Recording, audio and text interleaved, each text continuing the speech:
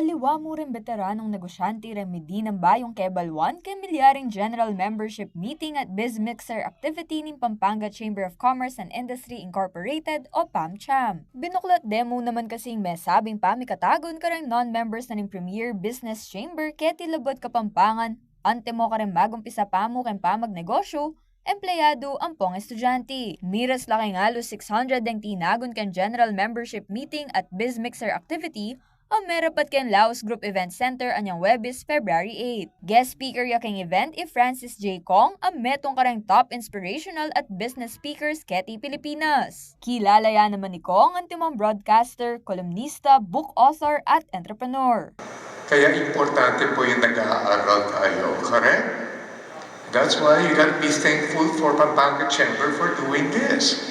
Because I can see that you want to learn, correct? Agpang ken presidente na ng PAMCHAM may Terry David Carlos, nasarataga ng ibuklat larang karelang aktibidad kareng non-members bang kanitang dakala paaya muyot aluban in pamagnegosyo. PAMCHAM wanted it to be inclusive.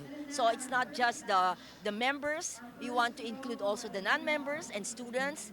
So we would like this to be a learning experience not only for the members ourselves, but we want to expand the reach of our Pampanga Chamber. So today, we are so glad that we had students from different schools.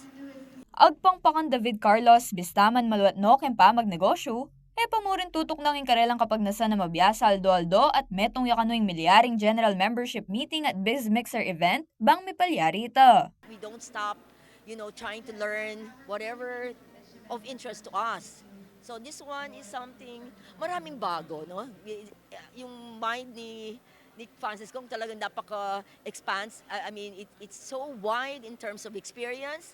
Kaya there's so much to learn from him. Asahan naman kano, dakalyo pa proyektong gawa ng PAMCHAM bang asopan ng micro, small, and medium enterprises keti Pampanga kayabeng zero interest loan program. The Pampanga Chamber, in cooperation with the provincial government under our beloved Dennis Pineda, our governor.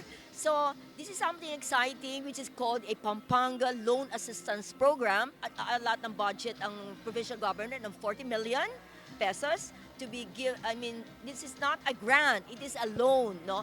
But zero interest. Really launched sometime towards the end of February, wherein this program is something we feel is maybe the first in nationwide. Kayabay Felix Barrios, ako po yung kakaing Talasuyo, Arlen Salonga, ating pusong makabalen.